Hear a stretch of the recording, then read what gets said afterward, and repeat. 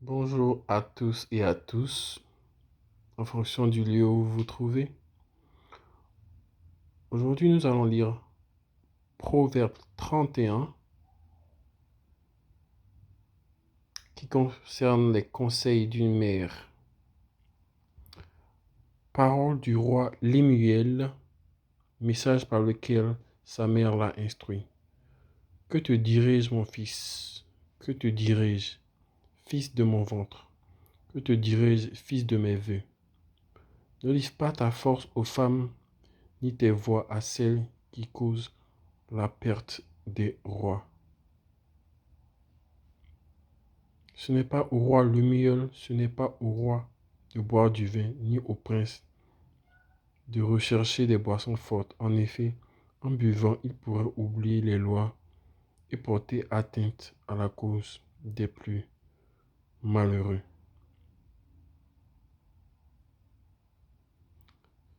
Quand on lit ce passage, le premier passage, ce sont des conseils donnés à un roi par sa mère.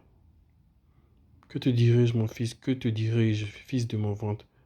Que te dirai-je, fils de mes vœux? Ne livre pas ta force aux femmes, ni tes voix à celles qui causent la perte des rois.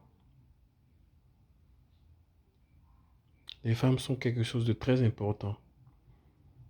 Mais néanmoins, pour des personnes qui ne le savent pas, elles pourraient s'adonner au sexe sans limite et par là perdre leurs dons. Parce que par le sexe, on peut perdre des dons spirituels, on peut même transmettre des années de vie. C'est-à-dire que si on aurait dû vivre 70 ans, on pourrait vivre 50 ans, 40 ans, 30 ans. Des gens pourraient nous voler nos années de vie. Des gens pourraient nous voler nos dons, pourraient nous voler nos richesses. Parce que tout ce qui est physique est spirituel d'abord avant d'être physique.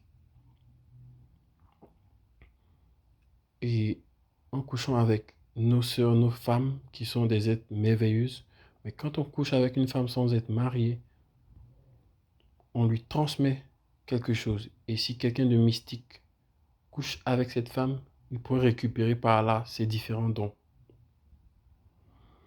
Je vais dire la suite de Proverbes. Donnez des liqueurs fortes à celui qui va mourir, du vin à celui qui est rempli d'amertume, qui boive et oublie ainsi sa pauvreté, qui ne se souvienne plus de sa peine.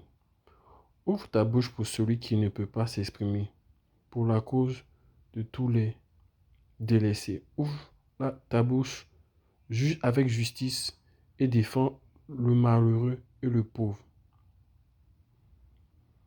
Si on demande de faire justice, il faut être juste en toutes circonstances et à tout moment.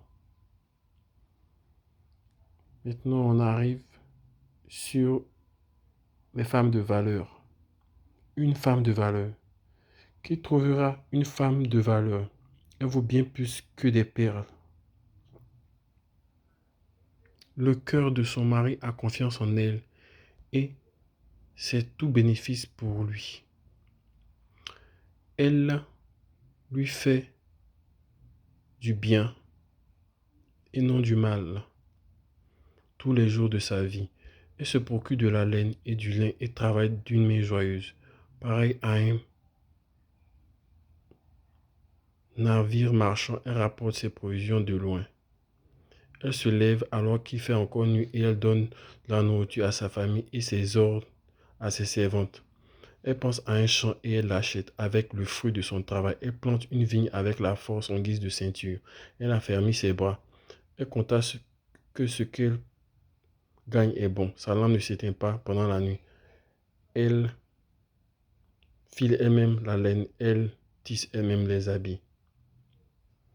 On encourage dans ce passage les femmes à travailler, à être diligentes, à aider leur mari. Je pourrais donner un commentaire ainsi en disant, des gens qui disent aux femmes de rester à la maison comme les maris, ce n'est pas une bonne chose. Et à encourager nos sœurs ainsi à travailler, à s'adonner au travail. C'est une très bonne chose. Ainsi, elles pourraient aider le mari et être ainsi de très bonnes femmes. Le travail est une très bonne chose. Merci.